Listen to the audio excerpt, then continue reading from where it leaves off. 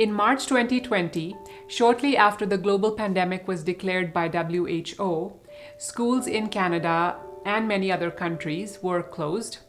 My kids did online learning at home for the rest of the school year from April to June 2020. Our family took COVID very seriously. We did not go to any gatherings, vacations, or non-essential outings. Even I did not go to grocery stores and did my grocery shopping online. Then, in August 2020, we had to make a very hard choice for our kids for the next school year, which was starting in September 2020. We were given the choice to choose between online school or in-person school. This was easily the hardest decision of 2020 for us. At that point, no one was vaccinated. We had been so careful and we had made so many sacrifices up to that point to keep our family protected from COVID. And now, if we sent the kids back to in-person school, we would be exposing them to a lot of other kids and they would be at risk to get COVID. At the same time, we were worried about their mental health. They needed the social interaction with other kids and they needed the structure and routine of going to school to feel a sense of normality. It was a very tough choice. There seemed to be no right answer. In the days leading up to the deadline for submitting our choice, my mind went crazy with anxiety. I would talk to other parents about what decision they were making. I would track the local COVID case numbers every day, and I would do research on how much COVID affects kids. Finally, we made the difficult decision and we decided to send our kids to in-person school because we felt that the risk to their physical health was lower than the risk to their mental health if we kept them home. I still remember we had to submit our final decision by 9 a.m. on August 24th, and somewhere around August 22nd, I went online and gave my decision of in-person school. And I thought to myself, okay, now it's done. Now I'm not going to think about this anymore. And you know how well that works, right?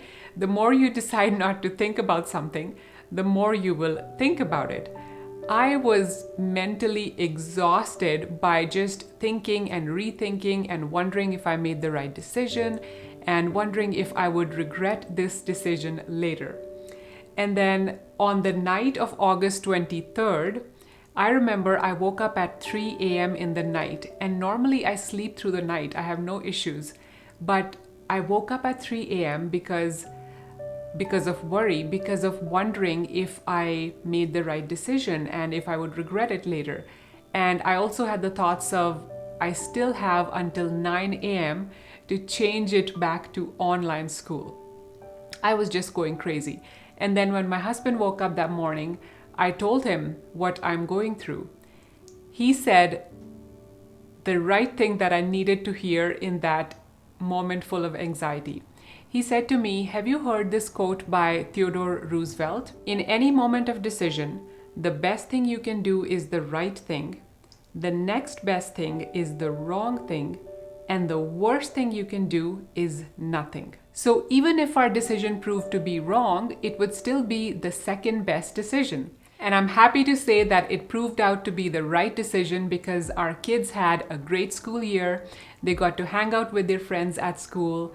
They did not get COVID, and they got a sense of normality by going to school after being stuck at home for 6 months. The lesson I learned from this experience is that sometimes we just have to make whatever decision we can make with the limited data that we have and with our gut instinct. And also that we have to sometimes deal with uncertainty and change. For example, in this last school year, there were times when at a very short notice, the school had to go online because the COVID case numbers were high. And there was another time where my daughter's class had to quarantine for 2 weeks because someone in their class tested positive. And we also got our daughter tested. Luckily, she was negative. But in the 2 days that I was waiting for her test result, I was very anxious. So we had to deal with such turbulences and go with the flow. But we did it. We survived the school year And us parents as well as our kids are more resilient because of it. Another lesson is that things are usually the worst in our imagination. Our worst fears rarely come true. What I do to deal with my fear is to separate what is in my control from what is outside of my control. So I will do whatever is in my control. For example, in this case, getting vaccinated, wearing a mask, following other safety measures. But after I have done what is in my control, there's no point in worrying about what is outside of my control. I have to surrender that part and let the universe take care of it. Now it's September again and kids are back to school. They're still unvaccinated because they're not eligible yet, and this time they're facing the Delta variant as opposed to the OG coronavirus. But here's hoping for a great and safe school year for all the kids, and hats off to the teachers and staff who are keeping them safe. I have another personal story coming up next week about making friends in a new country. If you don't want to miss that video, subscribe and tap that notification bell. See you then, keep growing.